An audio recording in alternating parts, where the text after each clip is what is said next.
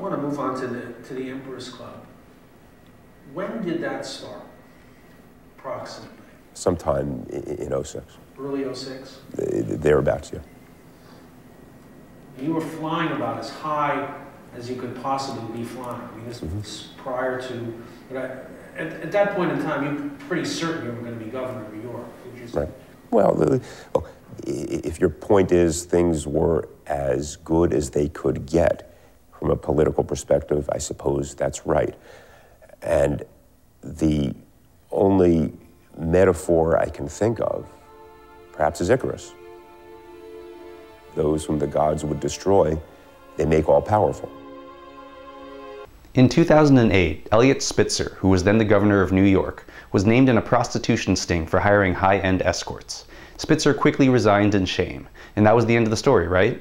Not if you watch Alex Gibney's new documentary Client 9, The Rise and Fall of Eliot Spitzer, which shows, in trademark Gibney noir style, how Spitzer's infidelity provided a way for powerful enemies in the political and financial worlds to take down a man audacious enough to attempt to reform Wall Street and politics, right before both almost sank our economy.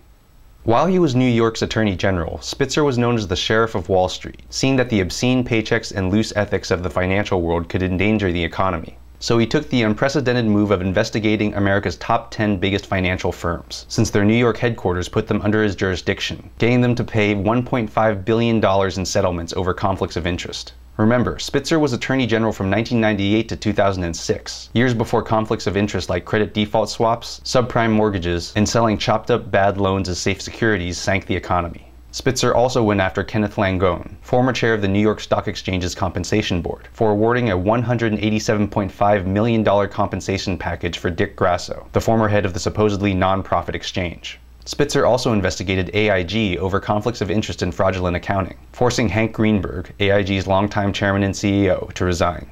Both Langone and Greenberg are interviewed in Client 9, and hide none of their smug delight at Spitzer's downfall.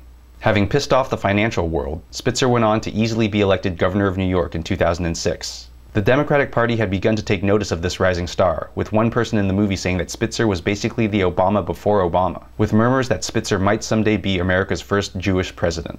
But things wouldn't be so easy, as Spitzer's uncompromising style earned him enemies in both parties. Then the New York Times broke the escort story. Gibney conducted extensive interviews with Spitzer, who speaks at length about his career and the financial crisis, but seems unwilling or unable to explain why someone with so much to lose would take such huge risks. Client 9 takes a revealing look inside the world of high-end escorts, who are not runaways or abuse victims, but educated young women who can make thousands of dollars per hour as escorts to supplement their incomes, and are valued not just for sex and their looks, but for their intelligence, charm, and ability to hold a conversation with the city's elite. There's also the revelation that Ashley Dupree, who became famous as Spitzer's favorite call girl, was only with Spitzer once, but was ready to use her notoriety as a springboard for her career. Spitzer's real favorite was another woman, who Gibney interviewed and is portrayed in the film by an actress to hide her identity. But the most illuminating part of Client 9 is Gibney's examination of whether the investigation into Spitzer was actually a hit job organized by the powerful enemies he'd made in the financial and political worlds, who had plenty of motive to take him out. For example, why did the FBI suddenly become so interested in this particular escort service, when their main target has historically been prostitution rings? Why was so much attention paid to the Johns in this case, which almost never happens? And why were there pages of information about Client 9, which was Spitzer, and practically nothing on anyone else? Roger Stone, a notorious lobbyist and self-proclaimed GOP hitman with a tattoo of Richard Nixon on his back, admits to writing a letter tipping off the FBI about Spitzer's use of escorts, and was later accused of leaving threatening messages to Spitzer's father. Langone also implies that he was having Spitzer followed to get dirt on him. So what is there to be learned from this sordid tale reminiscent of a Greek tragedy? Maybe that in modern times, as was the case with Bill Clinton, the weapon of choice to assassinate someone isn't bullets, but scandal and a lazy, sex-crazed media.